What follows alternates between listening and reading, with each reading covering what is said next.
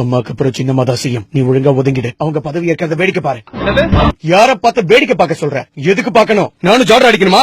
அந்த அவசியம் எனக்கு இல்ல. இந்த உலகத்தை விட்டு அவங்க போயிருந்தாலும் என்னைக்குமே எங்களோட நிரந்தர தலைவினா அது அவங்க மட்டும் தான். அம்மா இருந்த இடத்துல வேற யாரையும் வச்சு பார்க்க வேண்டிய அவசியம் எங்களுக்கு இல்ல.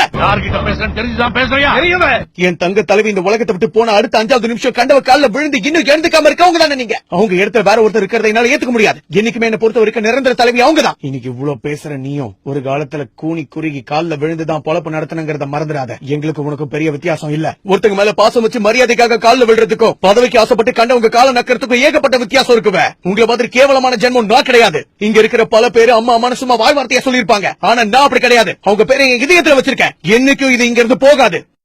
இப்ப உங்ககிட்ட அதிகாரம் இருக்கிறதுனால உங்களுக்கு ரெட் லைட் போட்ட வண்டி. என்கிட்ட அதிகாரம் இல்ல, அதனால என்கிட்ட சாதா வண்டி. அவ்வளவுதான் உனக்கு எனக்கு வித்தியாசம். பண்ணுவியா படிக்க 5000 ரூபாய் இருந்தா காய்கறி கடை வைப்பேன், 50,000 ரூபாய் இருந்தா மளிகை கடை வைப்பேன், 5 லட்சம் இருந்தா பழையபடி டீ கடை ஆரம்பிப்பேன். என்னோட இதய தெய்வம் புரட்சி தலைவி காலில் விழுந்தா அவங்களுக்கு மரியாதை கொடுத்தேன். அதே மாதிரி கண்டவங்க முன்னாடி கை கட்டி நிக்க வேண்டிய அவசியம் எனக்கு வெளியே போ. இப்ப கட்சி மொத்தமும் எங்களோட கண்ட்ரோல்ல இருக்கு. உன் கண்ட்ரோல்ல இந்த கட்சி வேணா இருக்கலாம், ஆனா இப்போதைக்கு என் பின்னாடி உண்மைங்கிற சக்தி இருக்கு. அதை வச்சு என்ன பண்ணணும் ஏது பண்ணணும் எனக்கு தெரியும். அதை தடுக்க நினைச்சா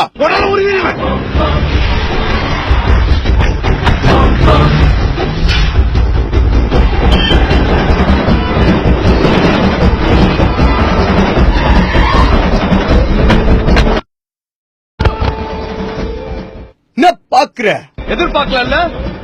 மிக்சர் மட்டும் சாப்பிட வாய திறக்கிறவன் உண்மையை சொல்றதுக்கும் வாய திறப்பான்னு நீ நினைச்சு பாக்கல. ஓரத்துக்கே வந்திருக்கேன். எங்க செய்ய 2 வாட்டி சிஎம் இருந்தா நீ என்ன பெரிய பல்பா? எனக்கு இப்ப கட்சியில அதிக செல்வாக்கு இருக்கு. அதை வச்சு இப்பவே நான் சிஎம் ஆற பாக்குறியா? நாங்க நினைக்க மாட்டோமா? இது வரைக்கும் நான் ஆசையப்படாம 2 தடவை தானா எனக்கு சிஎம் பதவி கிடைச்சிருக்கு. நான் ஒன்னும் மிரட்டியோ விலை கொடுத்தோ அந்த சிஎம் பதவியை வாங்க நினைக்கல. இப்ப சொல்றேன், ஒத்தை கொத்த மோத எனக்கு தைரியம் இருக்கு. உனக்கு இருக்கா?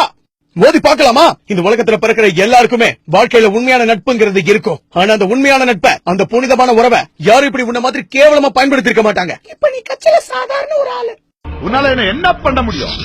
அதே நான் நினைச்சேன்னா 10 நிமிஷத்துல உன்னை தூக்க முடியும். தூக்கு அதாவே எனக்கும் வேணும். என்ன பதவியில இருந்து தூக்கிட்டீனா என்ன பார்த்து நீ பயந்துட்டேன்னு அர்த்தம். அப்படி பயந்துட்டேன்னா நான் ஜெயிச்சுட்டேன்னு அர்த்தம்.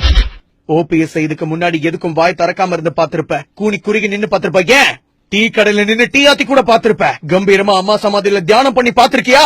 உண்மையான கண்ணீரோட வெறித்தனமா பேட்டி கொடுத்து பாத்திருக்கியா? ஒரே பேட்டியை கொடுத்து ஓவர் நைட்ல ட்ரெண்ட் ஆக தெரியும் எனக்கு. சக்கர பொட்டலத்துல இருந்து டீ ஆத்திர கிளாஸ் வரைக்கும் கையில பிடிச்சு வளர்ந்தவன்டா. அவ்வளவு சீக்கிரம் யாருக்கிட்டையும் கை நீட்டி நிக்க மாட்டேன், கை கட்டி நிக்க மாட்டேன். இது வரைக்கும் போய் சொல்லி பித்தலாட்டம் பண்ண அரசியல்வாதியை தானே நீங்க எல்லாரும் பாத்திருக்கீங்க. உண்மையை தைரியமா பேசுற அரசியல்வாதியை பார்த்தது இல்ல. அத பாத்தீங்க நீங்க தாங்க மாட்டீங்கடா. கூடிய சீக்கிரமே முழு உண்மையை வெளியே சொன்னா என்ன நடக்கும்னு நீங்க எல்லாரும் பார்க்க போறீங்க. இப்ப சசியை சந்திச்சு விசிட்டிங் கார்டு வாங்க வந்திருக்கேன். வணக்கம் ஓபிஎஸ். என்ன மதிக்காம போனா?